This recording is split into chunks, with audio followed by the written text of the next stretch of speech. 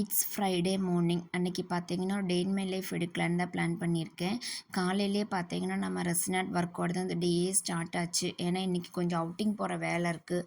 போயிட்டு வந்தோம்னா நம்ம லேட் ஆயிரும்ன்ட்டு தான் காலையிலே அந்த ஒர்க்கை பார்த்துட்டு இருந்தேன். ஒரு லேயர் நம்ம காலையிலே ரெடி பண்ணி வச்சுட்டோம்னா பேலன்ஸ் ஒர்க்கை நம்ம ஈவினிங்க்கு மேலே பார்த்துக்கலான்னு அந்த வேலையை முடிச்சுட்டு அதுக்கப்புறம் தான் நம்ம டீ போட்டு குடிக்கிறது, குக்கிங் எல்லாமே ஸ்டார்ட் பண்ணேன். ஏன்னா ஹஸ்பண்டும் யோகியும் தூங்கிட்டு தான் இருந்தாங்க.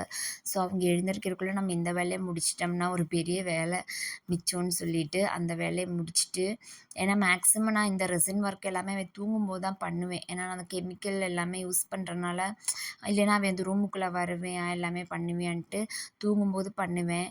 ஸோ இப்போ நம்ம காலையில் கொஞ்சம் டைம் இருக்கிறனால இப்போவே நம்ம கொஞ்சம் ஒரு லேயர் ரெடி பண்ணி வச்சுட்டு அதுக்கப்புறம் டீ போட்டுட்ருந்தேன். கரெக்டாக அவங்களும் எழுந்துட்டாங்க. யோகி எழுந்துட்டான், ஹஸ்பண்டும் எழுந்துட்டாங்க. ஸோ அவங்களுக்கும் டீ டீ குடுத்துட்டு, யோகிக்கும் பாலாத்தி குடுத்துட்டு, நானும் அப்படியே டீ குடிக்கலான்ட்டு வெளியே வந்து கொஞ்சம் ரிலாக்ஸ் பண்ணிவிட்டு அங்கே உட்காந்து டீ குடிச்சிட்ருந்தேன். நம்ம பால்கனிலேருந்து பார்த்தோம்னா வியூ வந்துட்டு சூப்பராக இருக்கும். ஃபுல்லாகவே ஹில்ஸாக தான் இருக்கும். ஸோ கொஞ்ச நேரம் அப்படியே அங்கே ரிலாக்ஸ் பண்ணிவிட்டு, அன்னைக்கு பார்த்தீங்கன்னா நம்மளுக்கு full cleaning work, washing work எல்லாமே இருந்துச்சு. ஸோ துணியை வாஷ் பண்ண போட்டுட்டு அப்படியே குக்கிங் ஸ்டார்ட் பண்ணியாச்சு. சைட் பை சைடு வீடு கூட்டுறது, வீடு துடைக்கிறது எல்லாமே தான் போய்க்கிட்டு இருந்துச்சு. அன்னைக்கு என்ன பிளான்னு பார்த்தீங்கன்னா, கும்பகோணம் கடப்பாவும், இட்லியும் ரெடி பண்ணிக்கலான்னு தான் பிளான் பண்ணியிருந்தேன். ஏன்னா ஆஃப்டர்நூன் பார்த்தீங்கன்னா, வெளியே சாப்பிட்டுக்கலான்னு சொன்னாங்க ஹஸ்பண்ட். ஏன்னா நம்ம ஷாப்பிங்லாம் முடிச்சு வர்றதுக்கு லேட் ஆயிடுச்சுனான்ட்டு, அங்கேயே சாப்பிட்டு வந்துடலான்னு சொன்னாங்க. அதனால சிம்பிளாக சரி இதை செஞ்சிடலான்ட்டு அந்த வேலையும் தான் பார்த்துட்ருந்தேன். ஆக்சுவலி நம்ம இந்த லாங் வீடியோக்கு வாய்ஸ் கொடுக்குறதே ஒரு பெரிய சேலஞ்சிங்கான விஷயமா இருக்குது. ஏன்னு கேட்டிங்கன்னா, இந்த பேக்ரவுண்ட் நாய்ஸு எந்தவித டிஸ்டர்பன்ஸுமே இல்லாமல் இருக்கும்போது தான் நம்மளுக்கும் கொஞ்சம் மைண்டு ஃப்ரீயாக இருக்கும் வாய்ஸ் கொடுக்குறக்கு. நம்ம யோகி என்னன்னு பார்த்தீங்கன்னா சம்டைம்ஸ் நம்ம பேசுகிறத பார்த்துட்டு அவனும் அதே மாதிரி பேசுவே இல்லைன்னா சவுண்ட் போடுவியான். அதனாலே இந்த வீடியோஸில் நம்ம ஒரு சில நேரம் ரொம்ப லேட்டாக தான் போஸ்ட் ஆகும். எடிட் பண்ணுறதுக்கு டைம் இல்லாமல் அதுக்கு இடையில நம்ம ஊருக்கு போகிற வேலை வந்துடும். அப்படி இப்படின்னு ஏதோ ஒரு வேலை வந்துக்கிட்டே இருக்கும். ஸோ எடிட்டிங்க்கு டைமே இருக்காது. இப்போ நான் வாய்ஸ் கொடுக்குற டைமில் பார்த்தீங்கன்னா அவன் நம்ம ஃபார்ம் ஹவுஸ் இருக்குல்ல, ஹஸ்பண்ட் அங்கே கூட்டிகிட்டு போயிட்டாங்க. அதனால கொஞ்சம் ஃப்ரீயாக உட்காந்து எடிட் பண்ணிகிட்ருக்கேன். அதுக்கிடையில் நம்ம சுற்றியும் கோயிலாக இருக்குது நிறையா. அங்கே ஃபங்க்ஷன் சொல்லி அங்கே இங்கே மைக்கை கட்டி அதில் வேறு பாட்டு ஓடும். ஒரு நாள் ஃபுல்லாக காலையில் 5 மணிக்கே ஸ்டார்ட் ஆயிரும், நைட்டு 10 மணிக்கு தான் நிற்கும். இந்த மாதிரி ஒரு 1 வீக்குக்கு அதில் அப்படியே ஓடிட்டு இருந்துச்சு. ஏதோ ஒரு டிஸ்டர்பன்ஸ் வந்துகிட்டே இருக்கும். அதனாலே நம்மளால் கரெக்டாக எடிட் பண்ண முடியறதில்ல. அப்படியே நம்ம கடப்பாவுமே ரெடி ஆகிட்டு இருந்துச்சு. ஸோ அந்த கேப்பில் பார்த்திங்கன்னா நம்ம யோகியோட திங்ஸ் எல்லாமே ஹாலில் தான் கிடக்கும், விளையாட்டு பொருள் எல்லாமே. சரி அதெல்லாம் எடுத்து வச்சிடலாம், அதுக்கப்புறம் தான் நம்ம கூட்டி துடைக்க முடியும்ன்ட்டு அது எல்லாமே எடுத்து வச்சிட்ருந்தேன். அதுக்கப்புறம் நம்ம ஃபுட்டுமே ரெடி ஆயிடுச்சு. அப்படியே கையோட கிச்சனையும் க்ளீன் பண்ணிட்டு போயிட்டோம்னா அந்த வேலை முடிஞ்சிடும்னு அது எல்லாமே தொடச்சி எல்லாமே எடுத்து வச்சிட்ருந்தேன். நம்மளுக்கு மட்டும் வேலை தீரவே மாட்டேங்குதுங்கிற மாதிரி ஏதோ ஒரு வேலை இருந்துகிட்டே தான் இருக்குது. க்ளீனிங்கு, வாஷிங்குன்ட்டு. அதுவும் இந்த குட்டீஸ்லாம் இருந்தாங்கன்னா சொல்லவே வேணாம். பாதி வேலை அவங்கனால தான் நம்மளுக்கு வரும். சரி என்ன பண்ணுறது, இதெல்லாம் நம்ம லைஃப்பில் இருக்கிறது தானே, இதெல்லாம் நம்ம பண்ணி தான் ஆகணுங்கிற மாதிரி இருக்குது. ஸோ முன்னெல்லாம் கொஞ்சம் கடுப்பாக தான் இருக்கும், என்னடா ரெஸ்ட்டே இல்லை அப்படின்னு. அப்புறம் இப்போ அப்படியே பழகி போச்சு. என்ன நம்மளுக்கு கொஞ்சம் ஆஃப்டர்நூன் டைம்லாம் ரெஸ்ட்டு கிடைக்கும். ஸோ அதாவது நம்மளுக்கு கிடைக்குதேன்ட்டு அதை வச்சு அப்படியே என்ஜாய் பண்ணிக்கிறது. இந்த யோகி குட்டியை பொறுத்த வரைக்கும் ரொம்ப நம்மளை போட்டு இது பண்ண மாட்டியா, டிஸ்டர்ப் பண்ண மாட்டியா, கொஞ்சம் மேனேஜபிளாக தான் இருக்கும். அதனால எனக்கு ஏதோ பரவாயில்ல. நைட்டுமே ஒரு சில குழந்தைகள்லாம் வந்துட்டு தூங்காமல் அழுகிறது, அவங்க கையிலேயே வச்சுட்ருக்கணும் அந்த மாதிரிலாம் பண்ணுவாங்க. ஆனால் இவனை பொறுத்த வரைக்கும் இவன் பிறந்தப்ப இருந்தே அந்த ஒரு பிரச்சனை இல்லை தூக்கத்துக்கு. கரெக்டாக டைமுக்கு தூங்குறது, சாப்பிட்றது எல்லாமே கரெக்டாக பண்ணிடுவேன். நம்மளுக்கு ஒரு டிஸ்டர்பன்ஸ் இருக்காது.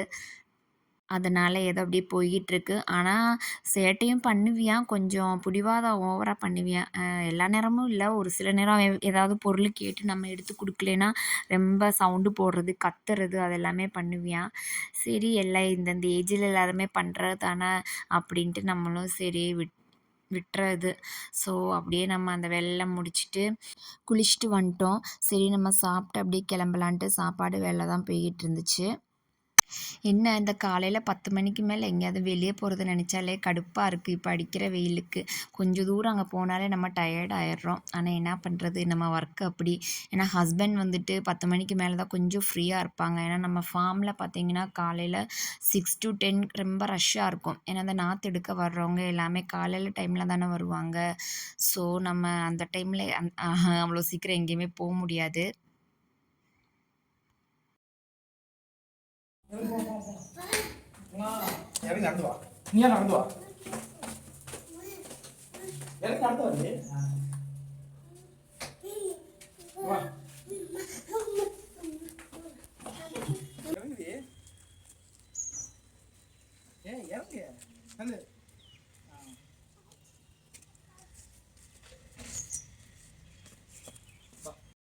இப்போ நம்ம எங்கே போகிறோம்னு பார்த்தீங்கன்னா ட்ரெஸ்ஸு ஷாப் தான் போயிட்டுருக்கோம்.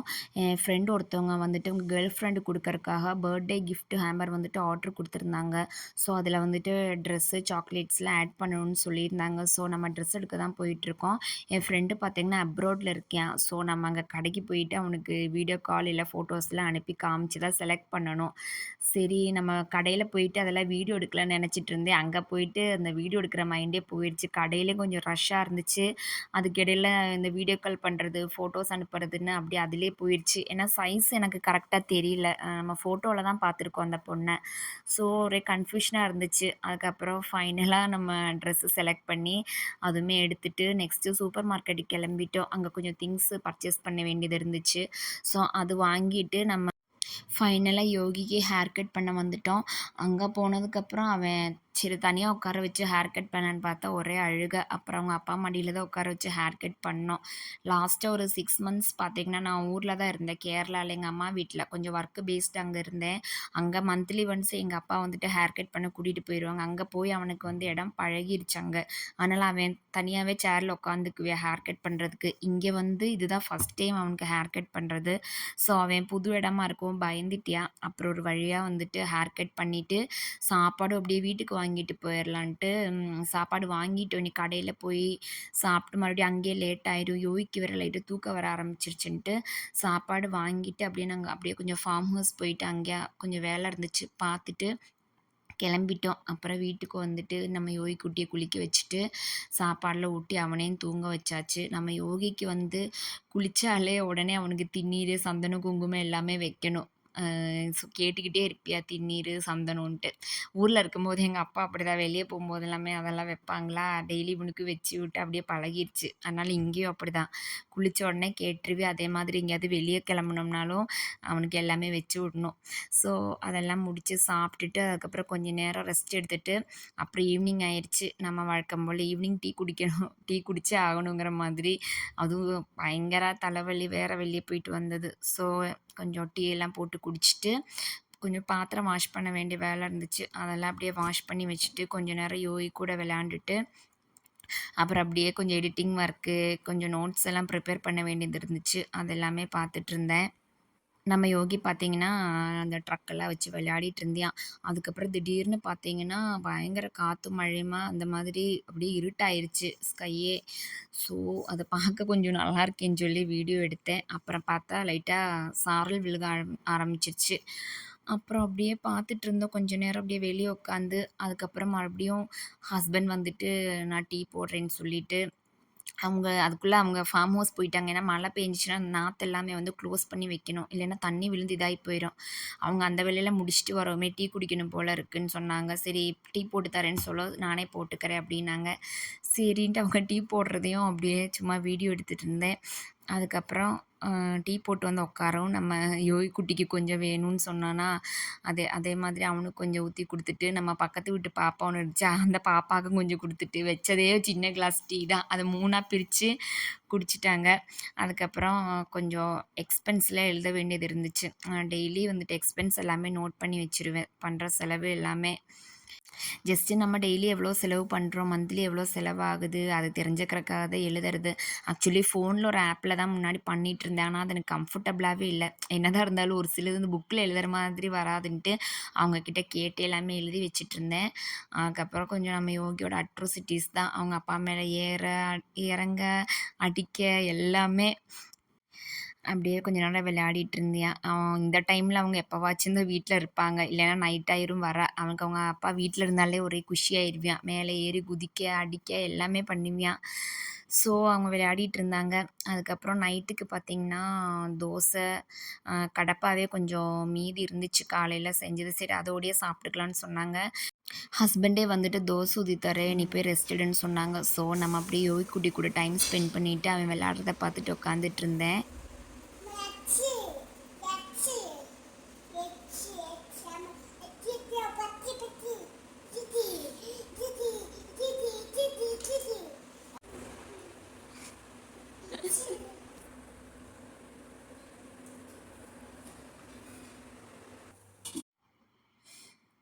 அதுக்கப்புறம் அப்படியே நம்ம தோசை ஊத்தி சாப்பிட்டுட்டு, அதுக்கிடையே ஒரு தோசைய வேற கருக விட்டுட்டாங்க, ஃபோன பார்த்துக்கிட்டே. அப்புறம் சரி அவங்க ஹஸ்பண்டே இந்த தோசைய வச்சுக்கிறேன், உனக்கு வேற ஊத்தி தரேன்னு சொன்னாங்க.